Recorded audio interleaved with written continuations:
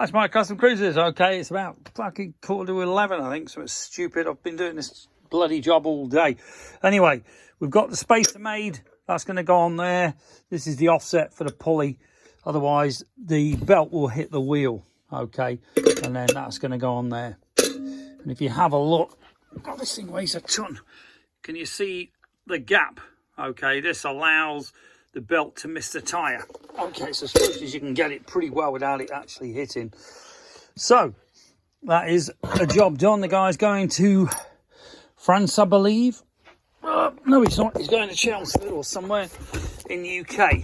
Okay, and this is a beautiful Arlen Ness jagged wheel. Okay, if you need any, I've got two more, I believe. I've got one on my bagger and I've got a spare. Got some Havoc wheels from RC Components and masses of other stuff as well.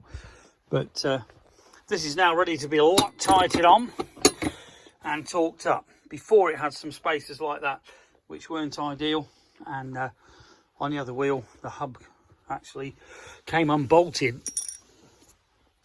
So if you're interested in any great bits, so you hear more wheels. Okay, we've got more performance machine, we've got Roland Sands, we've got pretty well every make known to man, RC, RST if you want V-Rod wheels. A couple of Ricks, I believe, fat spokes. Okay, that's your fat spoke wheels. Love them or hate them, they are pretty cool. That's black with chrome nipples. Okay, RMD Interceptor frame. This is a 250 kit for a softail. So if you've got a softail, you don't want to waste your money on a breakout because they're crap, the new bikes. Do yours. And here again, beautiful bit of kit. This is a pair of wheels where someone's pulled one out and bashed them together by the looks of it. But these are dyno wheels, DNA. Dyno offset, completely different to all the other bikes. Okay, your softails, your baggers, your FXRs, all pretty much the same. Another wheel down here. That's a cool cat. That's Ultima. Okay, the Ultima wheels are pretty cool. This is a Dymag, believe it or not. Very lightweight, full race Dymag.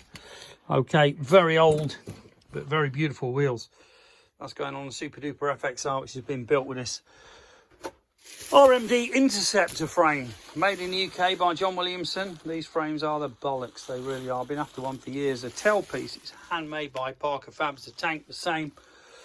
There's some Maltese cross wheel, but the Dymags are going to go in. So this bike will weigh nothing. I know John used to drag race them. He went to Spain, and as far as I know, he's still there. But cracking engineer. Used to use Sputh motors, which I bought Ken Harrison's old bike, which actually had a Sputh 104 in it, which John had built, and that thing was a rocket ship. Absolute drag racing engines, those things. I'd actually say better than S&S, to be honest with you, and I do love S&S.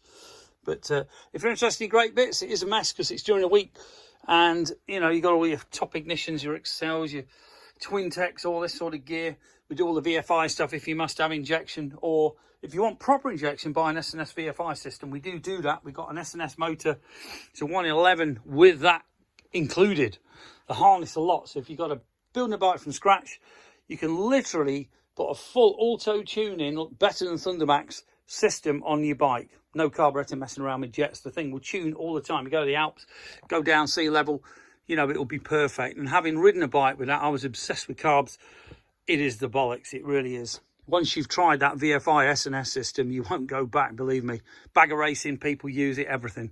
Absolutely incredible. We also do the Daytona Twin Tech as well. You know, that you can use with any bike as well. But the S&S kits do come complete with all your O2 sensors, your wide bands, your harnesses, you know, everything that you need. And I do love S&S especially. If you're interested in any great parts, you know, chopper bits, FXRs, mainly Evos, and early twin cam up to 06. Don't really like or rate the other bikes after that. The build quality just isn't as good. Up to 02, twin cam's all right, Evo's perfect. And you can always whack a big motor in. Why people are buying M8s at 20 to 40 grand. When you think what you could do to an Evo with that, you know, don't sell your bike.